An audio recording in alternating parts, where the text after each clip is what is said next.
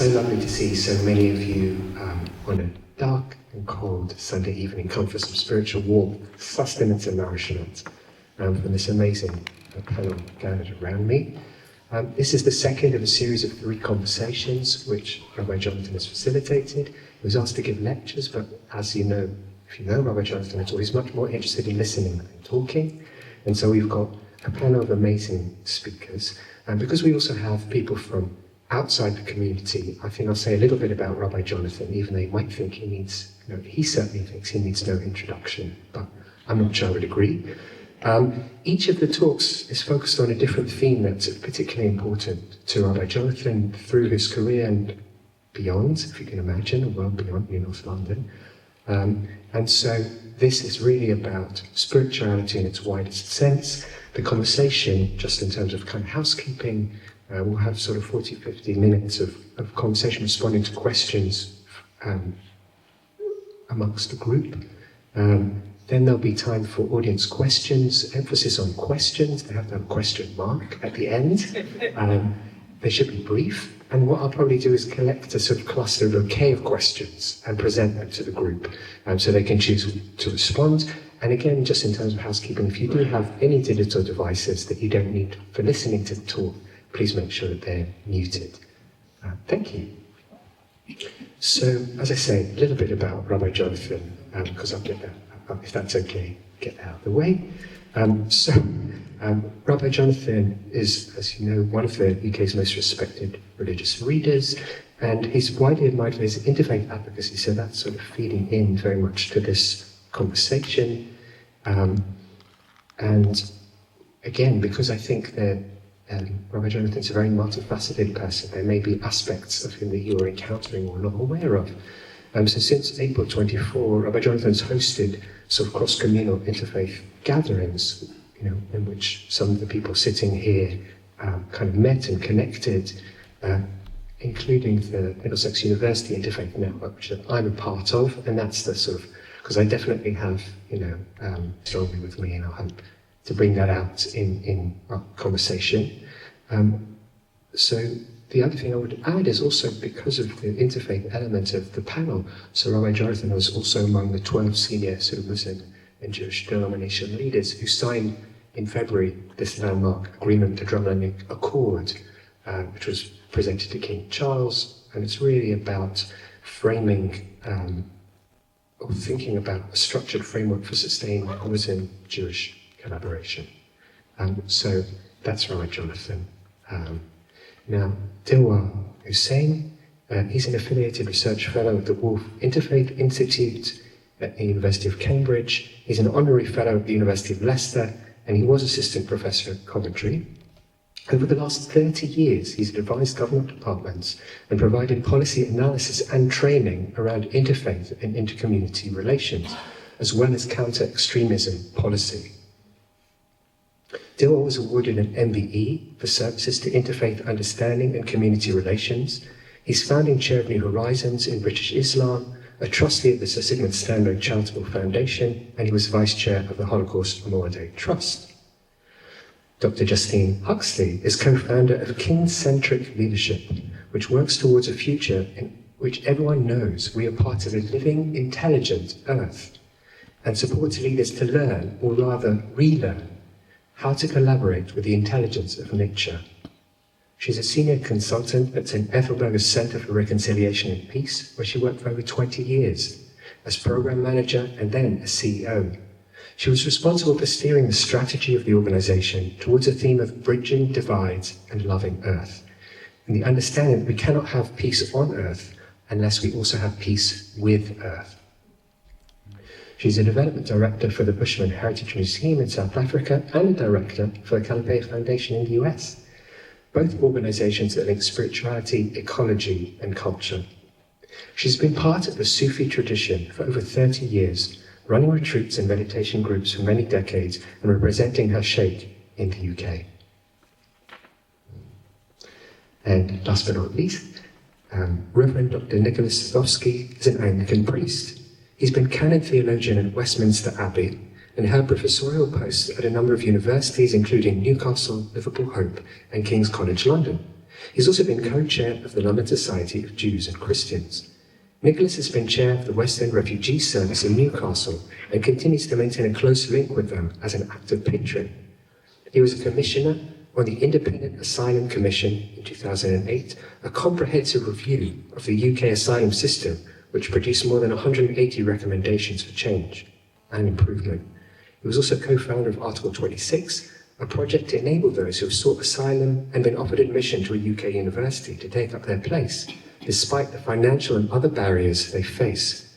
Such scholarships now exist in more than 80 UK universities. Ladies and gentlemen, it's a wonderful group of people you have.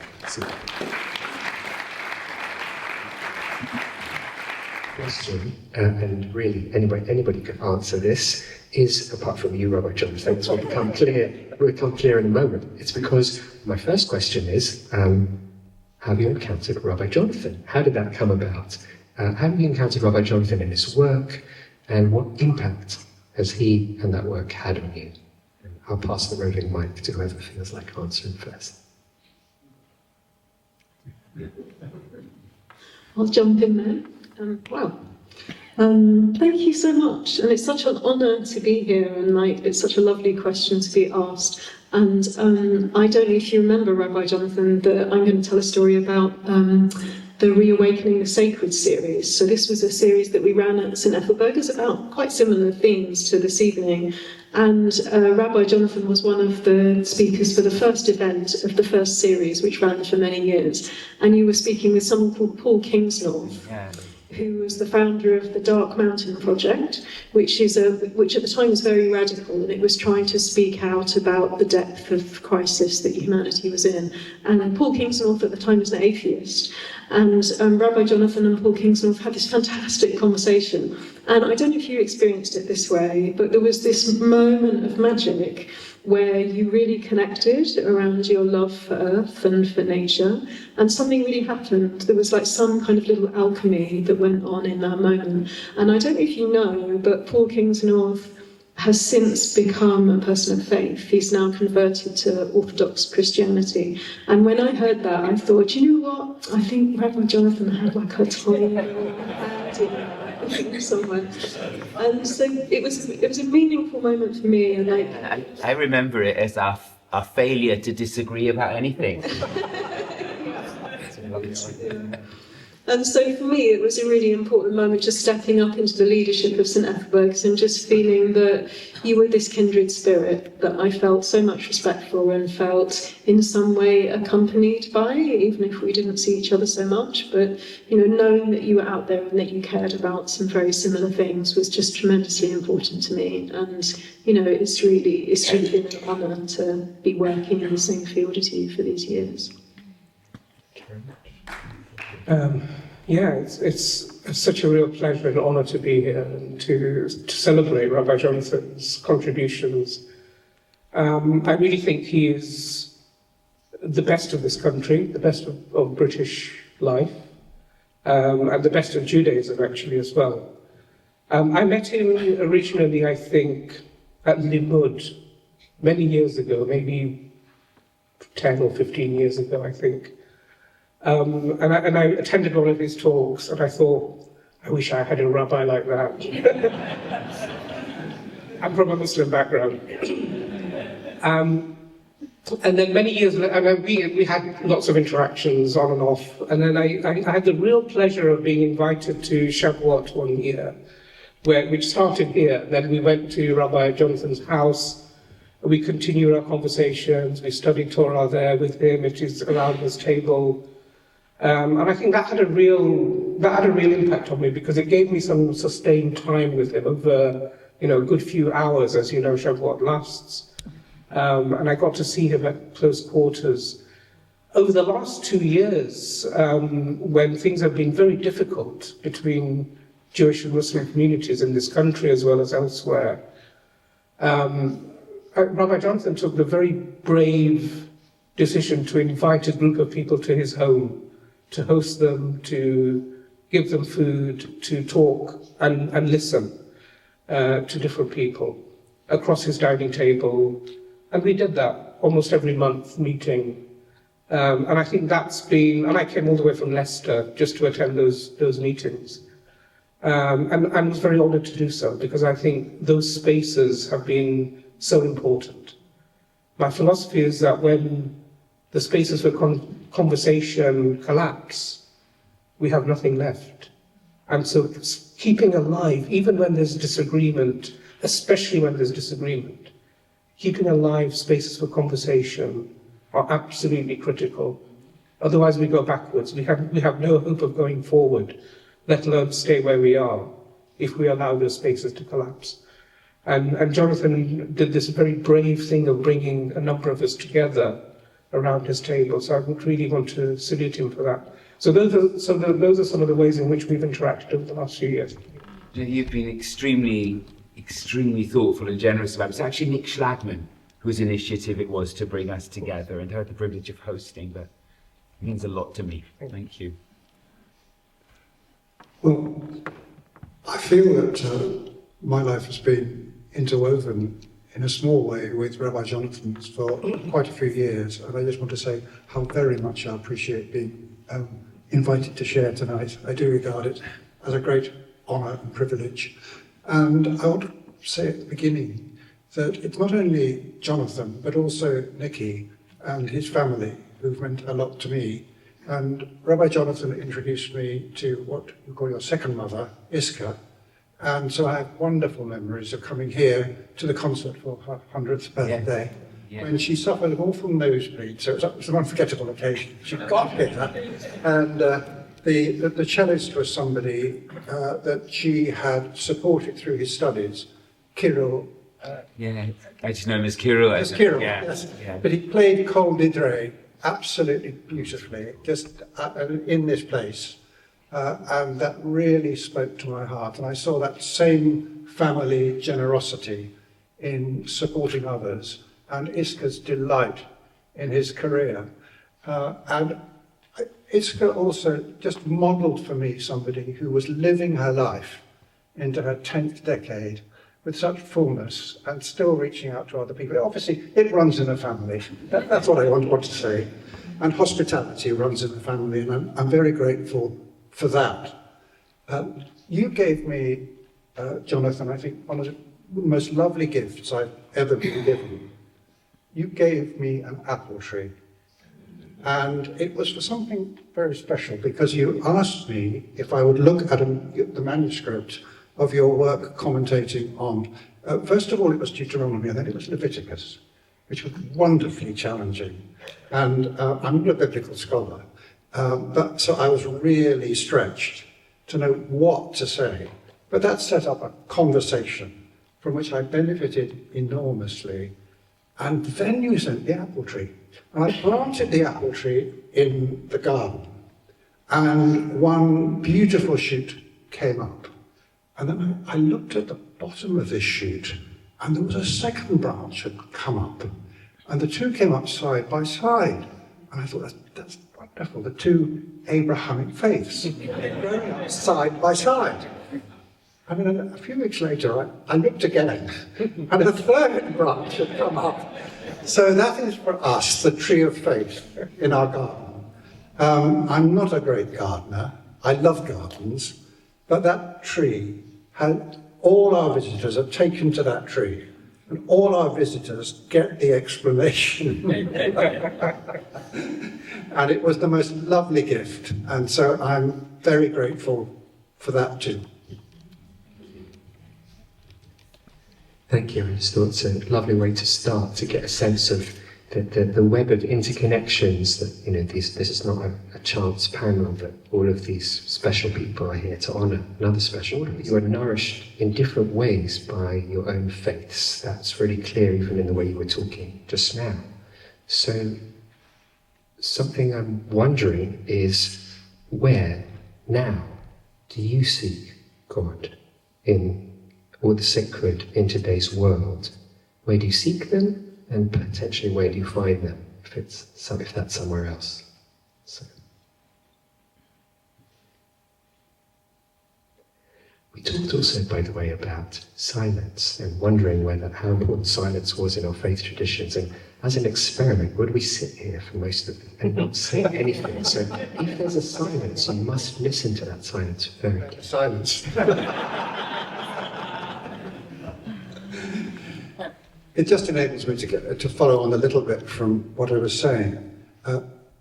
One of the things that I really respect in your work, Jonathan, is your love of the text of Torah. And one of the ways that I get nourished is by struggling with the scriptures. And what I love about your work is that you are determined to engage with the whole written text and not just to pick and choose according to our contemporary prejudices. And for me, that struggle with the text, which comes particularly in terms of preaching, what am I going to say about this? And very often it's the most unpromising verse in a particular passage that starts a creative line of thought. And very often part of the process is, I don't know what to say about this. And one looks for that inspiration, and somehow or other it comes. So I would say that it's part of the answer. I don't want to go on too long, but that struggling with the text and feeling that I belong to a tradition of those who've struggled with the text and found nourishment in it is very nourishing for me. I really appreciate that. And the name Israel comes from Jacob struggling with the angel, and for many Jews now, the angel we inherit is the text. But you also reminded me of a verse we read, not last week, but we just read it, in fact, just yesterday. Jacob waking up from his dream of the ladder from heaven to earth. And he says in the Hebrew, it's Achen yesh Adonai b'makom hazeh v'anochi lo yadati. There's God in this place, and I hadn't known. And in a way, I don't think I'd be able to answer your question in a general sense, but those moments of I hadn't thought or I hadn't realized that come upon one, because there isn't really a place or a moment without the potential of God being in that space. But the issue is I didn't realize. And those moments of connection can come in the world of nature or in a conversation or in the liturgy. But I suppose it's what I do with my own consciousness and de-distract it that is the challenge. Sorry, can I ask you about de-distract it? Yeah, not really English. No, that's all right, but I just wanted to understand what you were saying. It's not being so possessed by other things the whole time that I failed to recognize that there was something else there. And that could be in a person I don't get on with, that something changes. And I realize I didn't hear that, I missed that, I didn't get that. So that there's a passage from one of my favorite Hasidic orders at the moment, Rabbi Kalonimus Kalman Shapira, who's known as the Rebbe of the Warsaw Ghetto, but he talks about this verse and he asks what's the meaning of know. And he says one can know with one's mind, lots of things pass through one's mind, you know them and you forget them and they jump back into your mind. But we're talking about what's embedded in the very way one's consciousness is perceiving the world. That's the kind of knowledge. He says one needs to seek. I don't get there, but there's moments. I think it's a great question, and I think where it takes me is reflecting on how where I find the sacred has changed so much.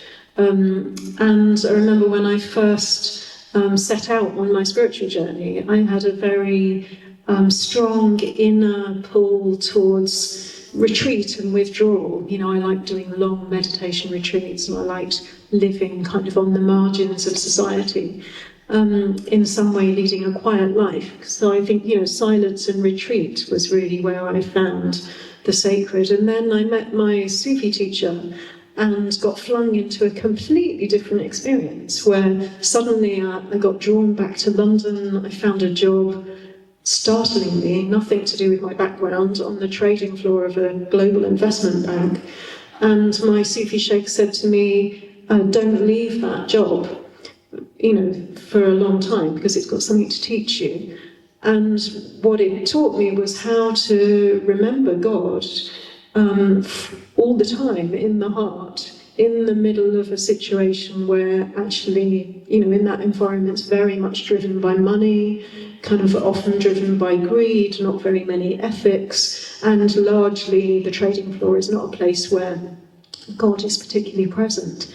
And so he made me stay there until I could remember God in my heart, all the time, without being sort of pulled into the drama of the trading floor. And for the first few years, it was exhausting. I mean, it was exhausting anyway. I was working for 12 hours a day. But what was more exhausting was the feeling that I would get drawn into the drama of the materialism and have to kind of pull myself back to the consciousness of God in my heart. And that was a really, really powerful training, and one that, the more the world becomes challenging as it is now, the more I appreciate this training that I had. And when I'd learned how to do it, it took me 5 years to learn how to stay with God in my heart, no matter what drama was going on around me. And then I came to the work at St Ethelburga's, and then discovered, in conversations like this, began to experience the divine present in conversations where people were coming together from very diverse backgrounds for the sake of something beyond themselves. And I found that there was a certain magic when people were there for something bigger than themselves, and there was that diversity in the room. And I loved that time, it was, and we all know each other from that era. So I found it very much in diversity and in dialogue. And then came this important question about how, the need for us to be able to speak across those differences for the sake of the earth, because the crisis that we're heading towards is beyond words, and it's our relationship with the earth that's behind that. And so began to really turn my attention and my spiritual attention towards how it is to understand the more than human world and nature as a reflection of God, as the divine in the world, and that was a huge long journey, and that's where you and I have connected in many ways. So I think for me, my journey has taken me through these very different places of finding the divine, but really essentially, what is there that's not divine? What is there that's not sacred? It's everywhere. It's just the consciousness that we bring to it. So I'm just reflecting while the others are speaking that according to my own understanding of theology, there was God, and God decided to create. And therefore the whole of creation has a sort of like an imprint, a fingerprint of God within it. You could think of every atom in creation having some connection to that divine origin. And therefore I would agree that I think you will find God in everything. If you seek and if you choose and if you deliberatively wait for a moment for God to speak to you, I think you will encounter God in everything, whether it is light or dark. And even in darkness, I think you can find moments where God is calling us and speaking to us. And that makes me think that if we think of all of us as the children of God, and all of us were created in the image of God, then we see God in each other. Not just in the people that agree with us, but actually also the very people that disagree with us, the very people who want to fight us, the very people who may even want to destroy us. We have to be able to somehow get to a place where we can see God in them as well. So if I'm out there walking on the street and there's somebody who says, oh, you're a Muslim, you're an immigrant, I don't like you being in this country, that is still a person who was created by God. And that person, just like I, is made in the image of God and is from God. And I've got to have a different relationship to that person than the one that they have to me. And I think that is the pursuit of finding God on an everyday level. It's how do we choose to be different and not just react, not just respond to instincts and things that are out there. So I think that's what it means on a day-to-day level, but I think we can find God everywhere. You make me think, so I just said something else, which is, I've never really felt, because we belong to different faiths, that there's a barrier. There's something about particularly the mystical traditions within our faith, and the sense of the presence of God in all things, which is so much more profoundly uniting than the particularities of the language in which we then pray and study. But I wanted to say, I mentioned when I was speaking here yesterday, an encounter which I witnessed on the West Bank just some months ago between a rabbi I greatly admire, Ariel Kahn, who spends a lot of time protecting Palestinian villages. And we were called out while we were meeting people to a village where a herd of cattle had been deliberately grazed by settlers on Palestinian land. And Ariel was confronted by one of these young settlers, and Ariel had actually been ill. So this guy said, "You're sick, Ariel," meaning much more than "you've not been well." And Ariel said, "Just remember, everyone's created in God's image." And I think what Ariel was saying was, remember that the people you are mistreating are also God's creatures. But I now, listening to what you just said, and we had a bit of a conversation before, might one also have said to that person, just remember you are created in God's image. That actually might have been an even more pointed thing, because if we don't hold that, not sure we'll be able to see it in someone else or in the world of animals and nature. Sorry.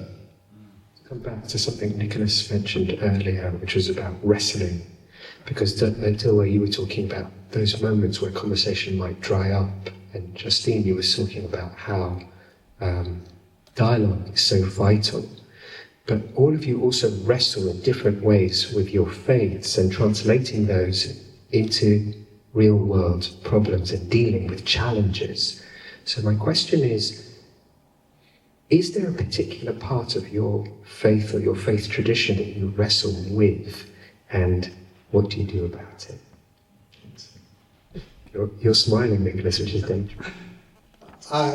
Having been a working theologian, I have long said to myself and students that I think every theologian needs a rather large pending tray. And things go into the pending tray and sometimes move on and sometimes stay there. The bit I really wrestle with is hell. I just can't get that point of Christian tradition. I don't think I've ever heard a hellfire sermon, but the idea of rejection by God as a kind of ultimate destiny for every person, but possible for every person, made in the image of God, seems to me unbearable. And the only thing I can think about it is that it might be made bearable if, firstly, hell wasn't punitive, but was a state in which you recognized the implications of what you had done in this earthly life and had to live with them. But I also wrestle with heaven, which I'm not a Catholic, but that actually leaves purgatory, which I find the easiest of the three states to believe in after life. It's a kind of progression of the learning that goes on in this life. But I can't imagine how you could be in heaven knowing that anybody else was in hell. I mean, certainly people that you knew and loved, but that any human being were in what has traditionally been seen as a place of weeping and wailing and gnashing of teeth. So it's there in the scriptures, and I really wrestle with these eschatological ideas because they all, for me, come up against the notion of a God who is totally loving, totally reconciling, and will bring all things to completion in God's self at the end of time. So anybody who's got any ideas to help me from any particular religious tradition, that's what I'm very much still working on. So the question of what do we wrestle with? Quite a lot, actually. So if I give you my own personal journey, I grew up in a family that wasn't very religious, culturally Muslim, but not very religious. And I decided to take religion more seriously as I went into university, as often happens. Some years after that, 9/11 happened. And that's something that really challenged me and really made me think hard about my religion, my faith, my relationship to it. I was already thinking about some of those issues, but then 9/11 almost like put rocket boosters under that thought process. And that pushed me in a direction where I had to then really think hard about a number of issues. I had to confront my religion and challenge in my own mind what I believed in. And it then made me go back and think, okay, if I have a problem with this, then what else do I have a problem with? And actually that was what sounds like a very torturous process, which it was for a few weeks, became a very liberating process over a few years. Because what I learned to do was unburden myself of the sort of the necessity to fit in. And I began to challenge and think. And I began to think, okay, let me develop my own relationship with God. Because your relationship with God, I think, has to be unique. It's you and God. And I think if you don't have that relationship, you're not actually being true to the potentials of that relationship. And that means you thinking afresh. You think, at every step, what is the thing that I want to build between the Creator and myself? And that took me on a journey for, 8 or 10 years maybe, where I just literally went through all of the things that I had learned the 10 or 12 years before. And I always systematically challenged and questioned and undid some of that. I read, I met people, I traveled. And I think that was a very healthy journey for myself. It gave me a lot of confidence in my own beliefs in the end. There are still unresolved issues, just to be honest. But actually, I looked at many of the challenges that I listed. I literally listed things in my own mind, just like the question that you've raised. Going through passages of the Quran, going through some of the hadith narrations. And for most of them, I found a way in terms of understanding, if not agreeing, but understanding. And one of the things that's helped me, and this is a bit of a cop-out answer, but one of the things I found has helped me is that I've come to see divine language as a language that supersedes the human ability to understand. Because if I'm just looking at this table, if I try to pour all the contents of that jug into this cup, the cup won't hold it. The water will spill, and the cup will not be enough to carry what is in that jug. And the Quran tells us that if all the trees of the world were made into pens and all the oceans of the earth were made into ink, the words of your Lord would not be exhausted. So the knowledge and the wisdom of God is infinite. And yet here we are, finite beings, in finite histories, trying to understand the infinite. And that's what we've got to understand, is the actual relationship here. It's infinity, infinity. And so I've got to see myself as this, put myself in a perspective of who I am and what I'm able to understand. And so I think God communicates, or has communicated throughout the ages through inspiration to human beings, to try to put them, nudge them in a direction. And the language, I think, is all abstract information, things that we don't quite fully grasp. We can try to grasp, but we don't fully grasp. What we are supposed to grasp is the spirit of that language, to treat each other well, to live well, to treat our neighbours well, to be generous, to be kind, to be truthful, to be honest, to not take life, to not take someone's property.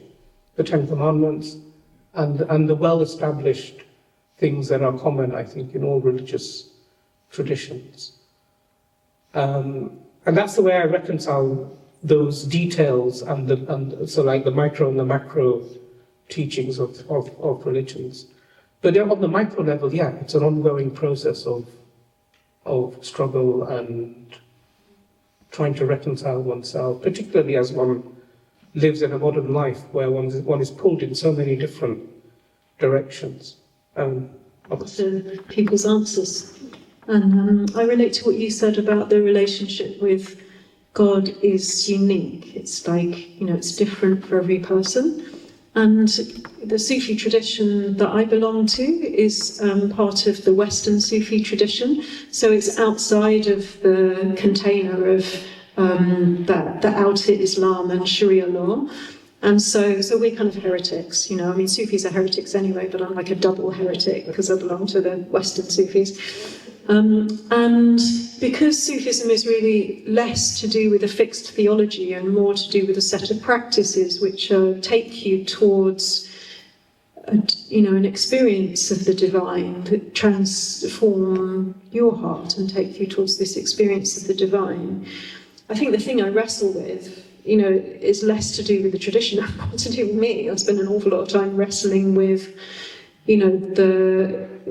wrestling with learning how to discriminate what's the voice of my own ego and what's, the voice of life or the divine asking something of you. And I'm notoriously bad at that, It's some terrible mistakes in my life.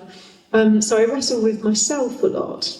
And I think there's probably two things within the tradition that I have found slightly difficult, and that's one of them comes from the idea that because Sufism is about this, it's mysticism, it's about this direct experience, that there can be this sense that, we have access to something that other people don't, which, I really don't see it that way, but I definitely saw that in myself, and the kind of arrogance that comes with the feeling that you're doing something that other people aren't, or that, kind of being better than because you're doing this different special thing. So there's a kind of elitism and arrogance which I've seen in myself and I've seen within our tradition.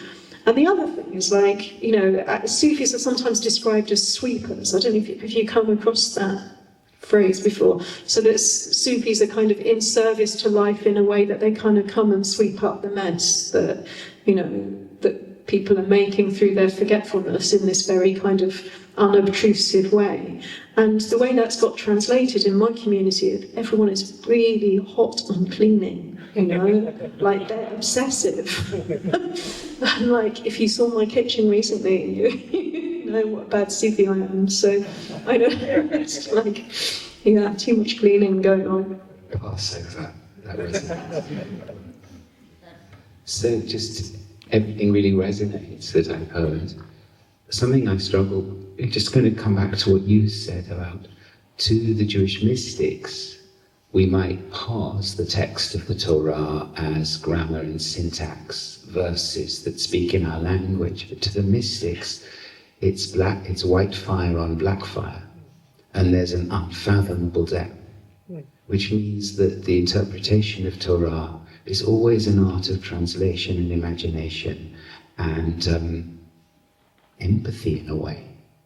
And that's an ongoing spiritual, it's both a struggle and the way towards restorative wells of water.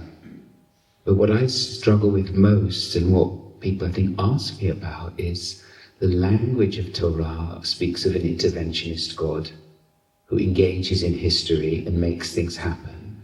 And the language of the daily prayer book echoes that. We ask God for things.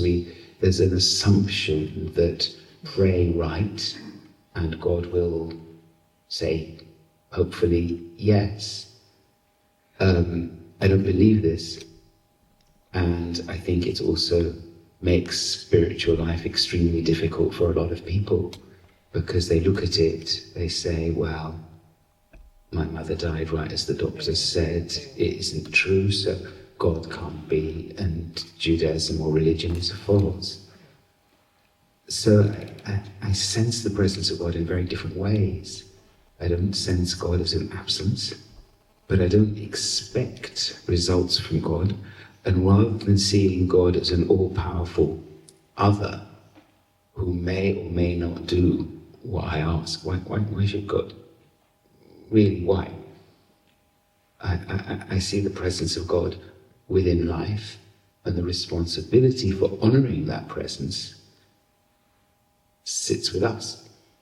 And that's I can find plenty to support that, particularly within Jewish mystical tradition. But it is distinctly in tension with the overt language of so much of Judaism. Thank you all so much to contemplate. Rabbi Jonathan, you were just talking about translation, and in a way, faith as an act of translation. And I wonder, because all of you are also trying to shape a future that's infused with faith. So I guess my question is, what aspects of your faith would you like to pass on to the next generation, if we're thinking sort of future oriented? Because a lot of what we've been doing is looking at, obviously, the tradition that's shaped us from the past. So, quite a few years ago, I was on a walk in Jerusalem with, I call him an uncle, but he's actually, uncle several times removed, but he's been incredibly good to me. So it's my uncle Gabi. And he said, now, I don't just see beauty in nature, I see something spiritual in nature. And I felt, come on, I don't get this. You really mean you find it beautiful? I really changed my mind.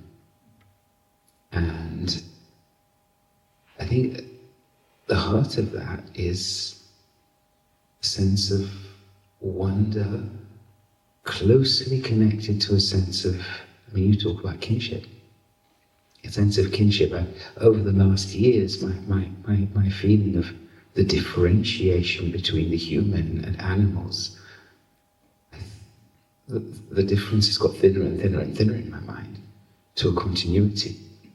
And the sense of wonder and the sense of love, which actually are connected to one sacred vitality flowing through us all, bestowing different kinds of consciousness on different creatures.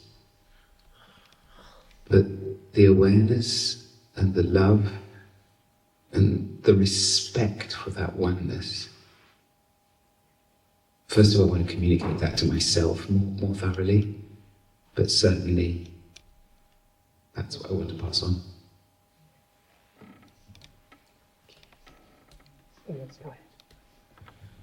That was beautiful. Thank you. Thank you very much. Very profound. For me, I would say there's something I'm thinking. It's a bit jumbled, but humility is somewhere in there, in my jumbled thinking in terms of what I would like for there to be in the future, for the next generation, for myself. Because I'm thinking humility because I think we are in a place in the world where we feel we can act without consequence. And I think humility starts us on a journey where we begin to think about ourselves and our relationship to everything else around us. The world, the universe, the rest of creation, nature, but also other human beings as well. And I think humility unlocks in us the ability to be more truthful with ourselves and more honest. And so these two things to me are really precious, humility and honesty, because they take us on a journey where we can then be self-critical. I think they're ingredients, along with then empathy for the other. These are the ingredients that we need in order to fix the world, where we find so much brokenness around us. I mean, this great Jewish ideal of fixing the world and repairing the world, I think is the thing that we need to do. But when I step back from that, I think the ingredients we need to get there are humility, honesty, empathy. But I think it starts with humility, because that's the thing that takes us on that journey for us to think, I'm responsible. I'm not. The Quran has this beautiful passage where it says, do you walk on the earth as though you will crack it with your feet?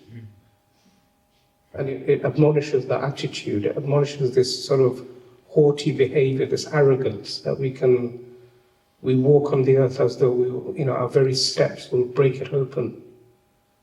And it's asking us to stop and think and reflect and just be more humble. Well, thank you both for those reflections, which I find very moving and challenging. I'd like to introduce two words which for me would be absolutely central in what I would love to pass on and about which I fear in today's world. And the first word is quite simply truth. I'm sorry to bring this into it at all. The conversation has been so inspiring. But when the President of the United States has a social medium called Truth Social, and we just know it's stuffed with lies, and when young people have given up on the notion of truth, I think a deep living of truth is something that I would love to see passed on. And I think the religious traditions have a very distinctive part to play in that. And yes, we're struggling with the inheritance of the Enlightenment and restricted notions of what truth is. But please God, we won't give up on the ideals of scientific knowledge and truthful living as being part of our religious commitment. And the other word is hope. I look at young people at the moment, and I think back that I was born in 1947, so was a teenager in the early 60s, and then there was the terrible fear of nuclear war, and it receded. And I think that the scale of the fear now for young people is like nothing that I have experienced in the blessed interlude between that time in the 60s and this time now. And so that for young people, bringing children into the world is not a matter of unmitigated joy. It's also tinged with a terrible fear. And what will it be like for these beautiful, beautiful children when they are my age? It's really, really hard to imagine And I see various ways around me that the hope of young people is cracking. And that the issues that we're facing are too big for us to handle as human beings. And therefore, any proper investment of hope in the transcendent, of hope in the divine, of a religious form of hope that can feed a hopeful form of living. So again, Do we have any medic in the room?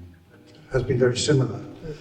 Are there contexts where you might be addressing Muslims in which you would not feel you could speak so freely about that learning because it would either give offence or it would not be understood? Are we a particularly privileged audience to hear you think it out like that? Or is it something that, say, in the UK context you could say, but not say in the context of some other countries? I'd like to know whether you can speak more freely in a synagogue than you can in a mosque.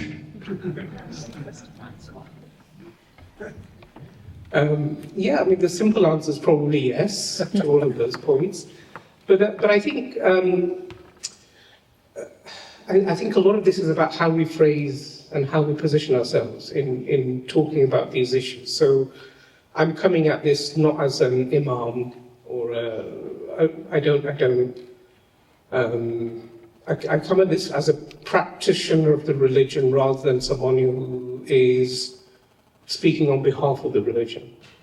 And I've been very, very careful throughout my whole career not to take on that position. I've learned a lot about the religion. I've been studying the religion for, I studied Arabic, I studied the religion for 30 plus years. But I would never say that I represent the religion. And from that perspective, I then speak as a layperson, and I hold my, I'm at the end of the religion where it's quite Protestant, in that we have an individual relationship with God, and so I can ask questions that sound quite awkward.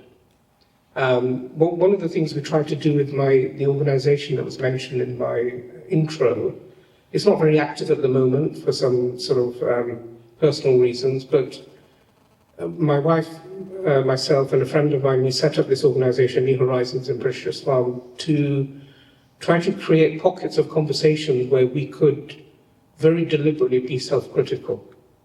And this was the idea was to create a movement where we could talk about issues in confidence, in a safe environment, but one where we could think very, very carefully about being Muslim in Britain in the 21st century.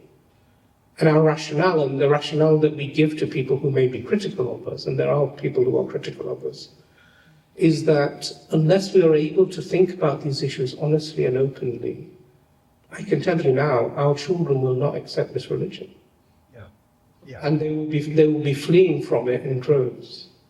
And they're already doing that, to some extent. We have to be honest and look at the real challenges that our religions face and create spaces where we can openly, confidently, comfortably talk about the issues that people have. We cannot be in an environment where we just ignore questions that people have. Whether this is about sexuality and sexual orientation, about people leaving the religion, what you said earlier, I know you were joking, but it should never be seen as a heresy for someone to explore their spirituality. Our door should be open. God has not told us to be protective of the teachings of God. God has told us to be open with the teachings, therefore humanity. So when the Quran talks, it doesn't talk to Muslims, it talks to human beings. And so our doors are always supposed to be open, and that means always having an open interface with people who may disagree with you, people who may challenge you, people who may not ever want to be in the same belief system as you, but we share the planet, and we have to live together. So what then do we do with the people who are within the family and who might have a minor disagreement? So I just think that we've got to get a lot more mature about this stuff, and we're trying, and we're lucky. Britain is an amazing place to be a Muslim. I would say it's one of the best places in the world to be a Muslim because of the very freedoms that you've alluded to. There are countries in the world where we can't have these sorts of conversations. There are countries in the world where synagogues like this wouldn't exist. And that is the reality. And so I think we've got to be very, very appreciative of what we have in this country and be able to use that. And what that gives me is a sense of hope that here in this country we can learn from each other like this. We can talk, we can engage in a very meaningful conversation and dialogue, and we can grow as a result of that. I think, thank God, we're all among heretics. Thank you so much. You've been absolutely marvellous and kind of listening intently. I'm sure there are things you want to ask, so now is your moment. You paused for a little bit, so may not go on, if that's okay, for sort of another 10 minutes or so. So as I say, just take sort of 2-3 questions together, and then any of the panel members can consider and reflect. I've got the gentleman in the middle, and what I'll just maybe see if you can stand up, or I can pass the mic as you wish. Suggest one idea from any of the other faiths represented here that you would like to be part of your own faith. Okay, great, thanks. Gentlemen. Given that there is broad agreement that we are all made in the image of God, why is it so difficult for religions to work together to address problems that we all face, like climate change and biodiversity loss? And having identified the difficulty, how can we take big steps to put matters right on the global scale that is required? No push.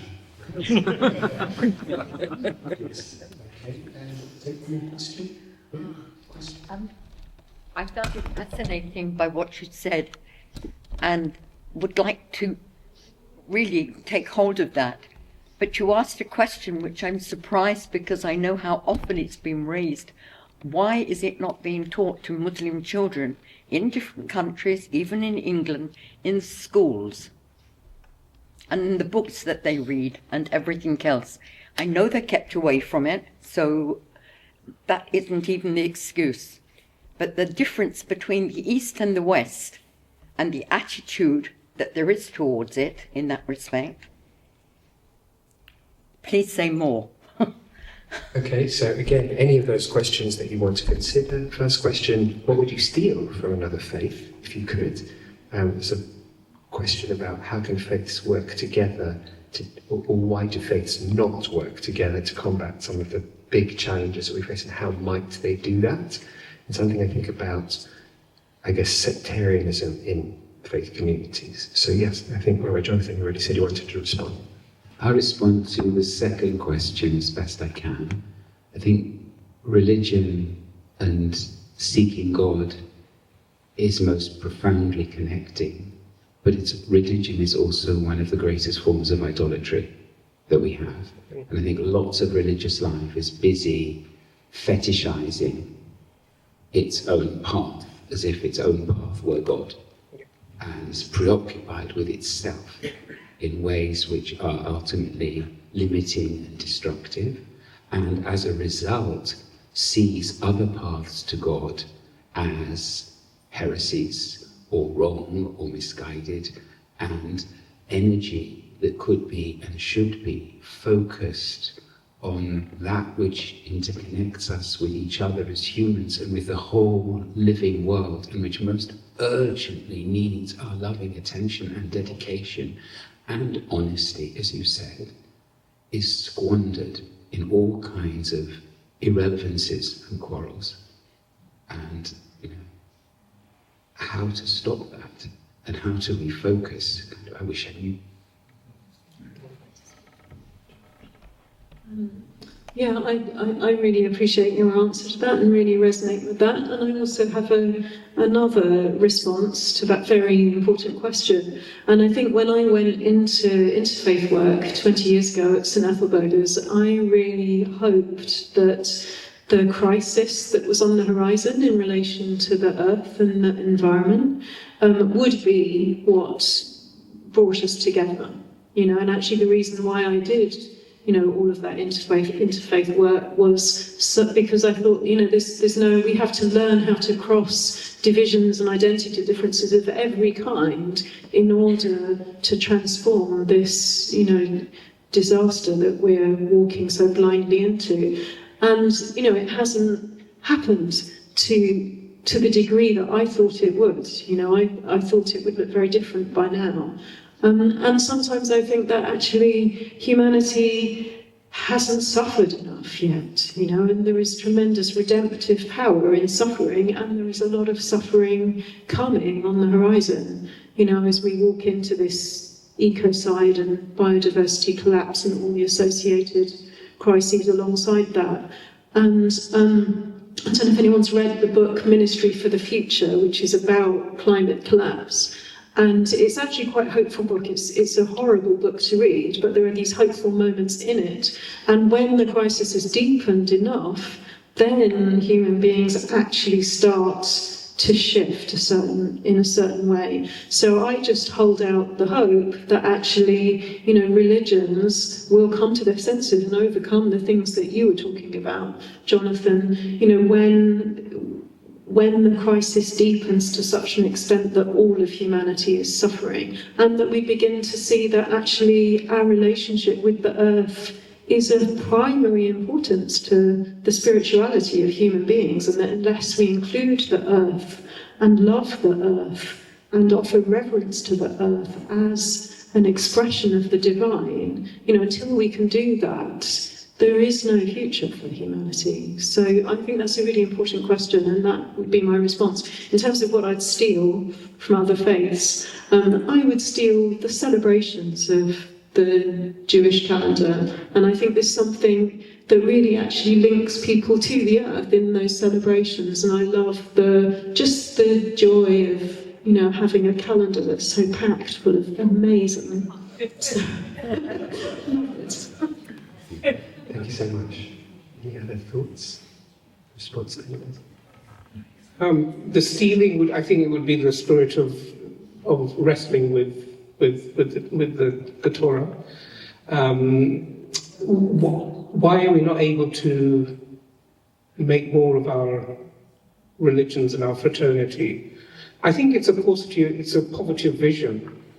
I think we all become parochial, and I think the job of prophets throughout human history was to come to us and remind us to lift our visions.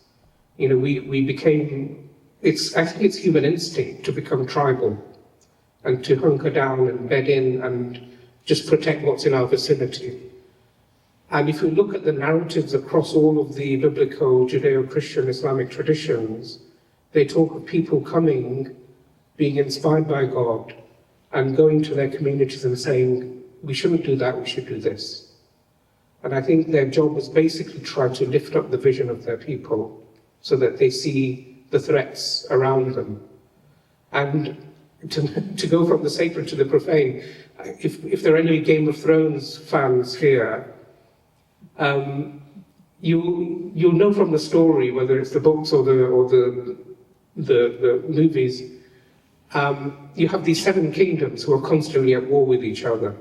But the running thread of the whole narrative of the story and the storyline is that there's a greater problem, there's a greater enemy. That all these 7 kingdoms who are squabbling and fighting with each other are just oblivious to. And it's only when they change their vision from fighting each other to looking at this more existential threat that the actual story unfolds. And I think that is the same for us as humanity. We fight with each other, but actually there are much bigger challenges where not only do we have to stop fighting, we have to actually work with each other to fulfill and meet those challenges. Just a couple of quick words. I think in answer to the second question about why religions are so competitive and why we can't work together, somewhere or other it's because religion and identity are so bound up, corporate identity. And at the moment, I'm finding the St. George crosses and the Union Jacks that are around very difficult, because I think they are calling for us to define our identity in ways that are exclusive, not inclusive. And the challenge is to find a way in which religions maintain their distinctiveness as gifts to be shared with others, not as gifts to be trumpeted over against others. And one thing I would love to see, to steal for the sort of Christianity that I know, from the practice of Judaism in this tradition, is the practice of faith in the family and the emphasis on family. I think we have a lot to learn from you and the celebration of the festivals, the way that they are taken right into the home, and that I think is tremendously affirmative of family life and home life in a way that's much needed. I'm going to try and answer the first question, but I just want to say that the different things people have said are why a gathering like this is so important, that I've found time and again that if I'm in a church for a service or with people of different faiths, it doesn't challenge my Judaism in a threatening way. It says, this takes me to the depths of what underlies us all. And I've always been grateful for that, and that's why I'm so grateful for your company. In terms of what I might steal, I sometimes feel that the God of Judaism is so sort of abstract. And I'm aware that in the humanization of Christianity, particularly the figure of Mary, people really relate on a human level in a way in which the abstraction of Judaism sometimes seems difficult. And I ask myself why there are 1 billion plus Christians in the world and like 13 million Jews, and it's not all because of persecution, it's because it's quite hard to grasp in some ways, and that closeness in the imagery, and I think it is, as a Jew I see it only as imagery or a way of moving towards the divine. I think there's something that I respect about that. Yeah. That feels like a resonant and relevant moment to close in. So I just want to say a huge thank you to Nicholas, to Justine, to Dilwar, and of course, echoing what Dilwar was saying, to Rabbi Jonathan, who really has raised our vision over the course of many years, including right this evening. Thank you.